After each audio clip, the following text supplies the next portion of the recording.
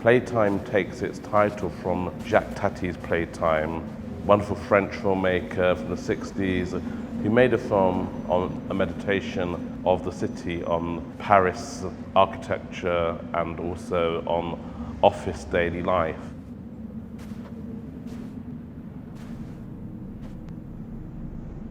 In my version of Playtime, I've tried to do is to meditate on architecture through talking about capital.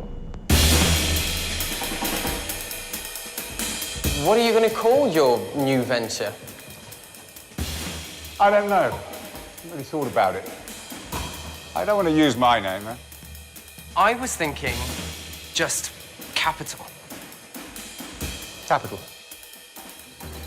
Capital is something which exists through the flow of the global networks that we all inhabit.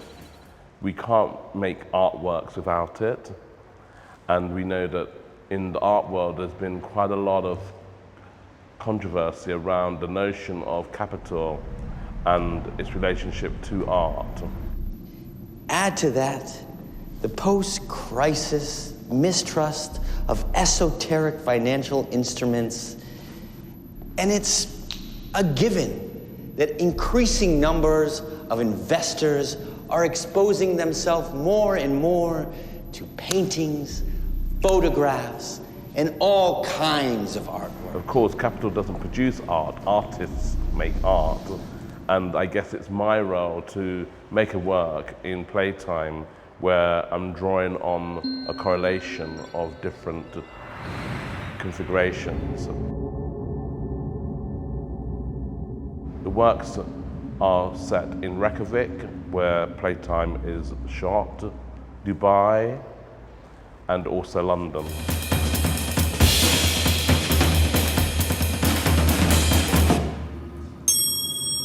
In those stories which are set in these capital cities across the world, what I've tried to do is to focus on individuals who are either very much working with capital in the form of hedge fund managers, or maids who are working in Dubai, who have left their country of origin.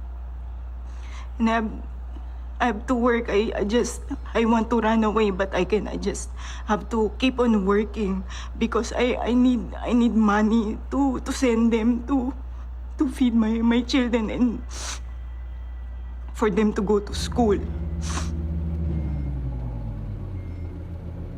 Partly one of the reasons why I made the story of the maid is because it's drawn from my personal friendship with someone who actually works with me in my own house.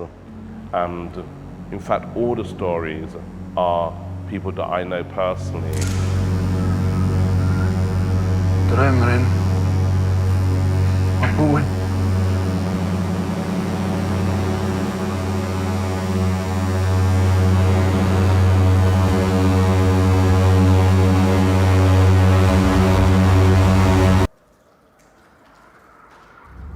In a way, shooting in Iceland, in a volcanic sort of country or island which, through its very geological nature, has this question of trauma that comes up from time to time. And all of this kind of seeps into the actual tone of the story as a kind of metaphor for the instability of capital that was experienced in that country during this 2008 period.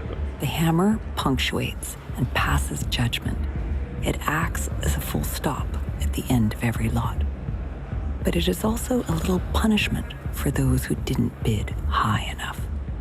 Then, in a blink, he hits everyone but the highest bidder with a stick. And so I see these works very much like paintings. For photographic works to work on this scale, they have to have a pictorial relationship to the image, which is quite different from the cinematic because you have to stage the works differently, you have to think about the framing, the color, all the things that you think about when you're making film, but in film it involves movement.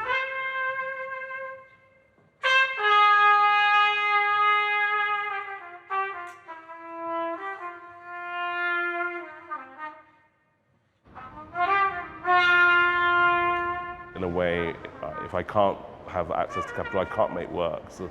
So in that sense, it's very much a kind of meditation on kind of my own existence, but also telling the stories through images.